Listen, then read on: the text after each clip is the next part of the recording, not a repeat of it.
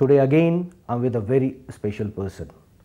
He's a well-known person from medical industry, but now he had written a book, but that too from very different field. I'm with Dr. John D. Ballan. Dr. Ballan, welcome to my show. Thank you. What exactly prompted you to write a book, that too not from the medical field? The inspiration for the book comes from the inner self, Right. because it's an autobiographical book, although it's fictionalized, but it's based on my true life experiences. And I always knew it's a very unique experience that I had growing up, and that it would be a story unlike any other told before. So that was a primary inspiration. Right. There were many other reasons to write it. Probably second to the personal component, which was going to be a liberating experience for me to tell this story. Right. It was to inspire and motivate people to never give in and never give up. Right. That was a second. And the third one was a legacy, to leave a legacy for literature, for my family, and beyond. Okay. Tell me something about your family. Well, I was born in a small village in Anatolia, right now where the conflict is in Syria and the refugees, right in that area. Right. But the family goes back generations and hundreds of years in that area. Right. While we come from a small village, then the background wasn't such. Okay. Just due to historical tragedies, we ended up in those locations. Right. But very early in my life, I faced tremendous and unimaginable tragedies that put me on a trajectory of further adversity in many different locations, in many different countries, including my family members that suffered similar fates. Right. And it's the story is about this young child's journey to adolescence and facing all this adversity and overcoming them eventually. It's a very moving and emotional story, and yet it is very uplifting because it shows the indomitable spirit of conquering this again unimaginable adversity. Dr. Ballan, everywhere we do have problem there in Afghanistan, we do have problem in Iraq, we do have problem in Gajapati. In your childhood, you saw lots of things related with these kind of disturbing issues. So can you please little bit explain about your book? Sure.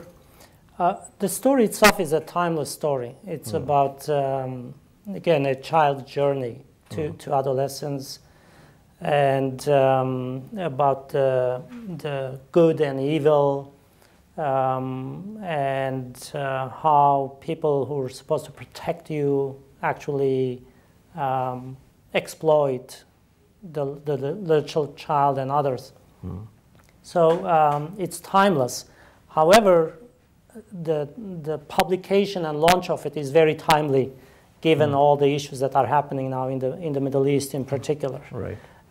Whether it is in Syria or in Palestine and Israel, or in the other countries like Iraq and Afghanistan you mentioned, it shows the historical acrimony and conflict that has existed for generations, sometimes hundreds of years, that have gone unresolved, that have not been addressed.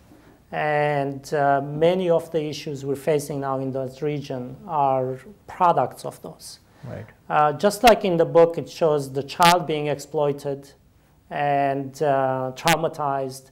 You have these countries and these tribes being exploited by major powers. Right. They all look for their national interest, just like the evil in this book is looking for a personal interest. Right. And the white doves, the innocents, are being exploited to the means of the major powers.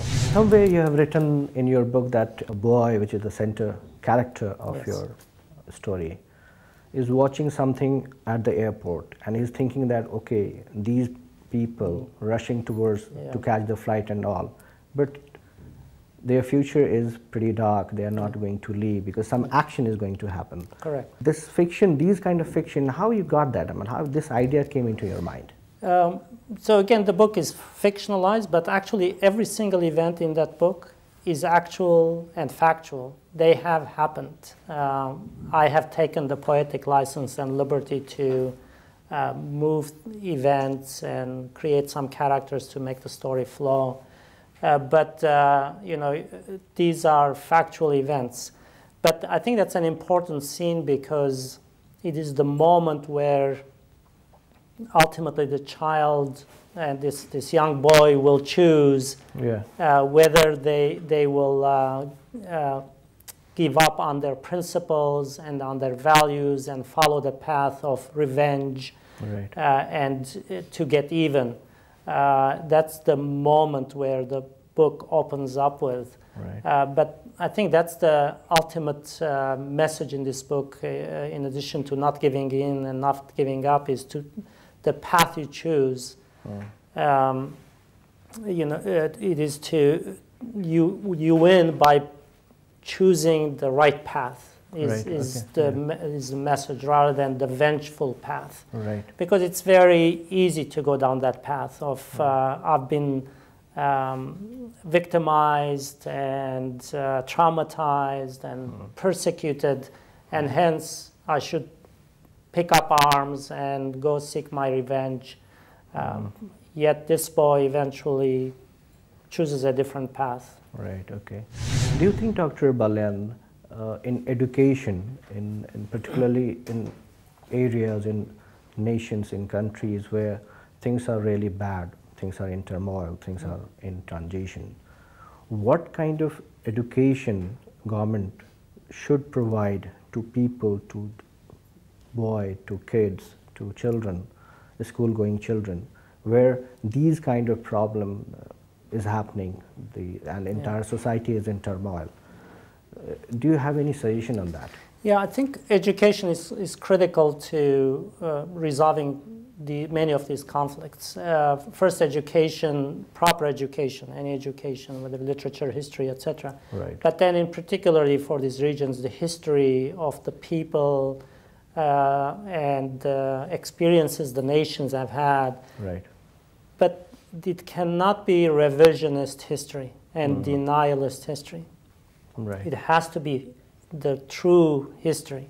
I mean, many of the problems we have are Turkey, as an example, denying its past and its history and creating this veneer of a very different nature, which does not help their relationship with their neighbors or their relationship even with the West. I mean, because of their geopolitical positioning and power and strong economy, etc., right now it's a situation where the countries let it get away with it, as an example. But when things change, then people will use this past against them. Turkey, as a good example, needs to be like Germany, to own up to its past and apologize for its crimes it committed against humanity. Similarly, the other countries. I mean, we cannot have a Western power use one dictator as a model of friendship and alliance, while very similar dictator in another country name them as a dictator and you know, bring up issues of human rights constantly. You cannot have double standards. In that case, you know, the confusion between a child's mind is that who is real hero? That's right. He will find that the person who is attacking actually he is hero for that side, and person who is defending is hero from his side. But absolutely. What is the real path, where he should go?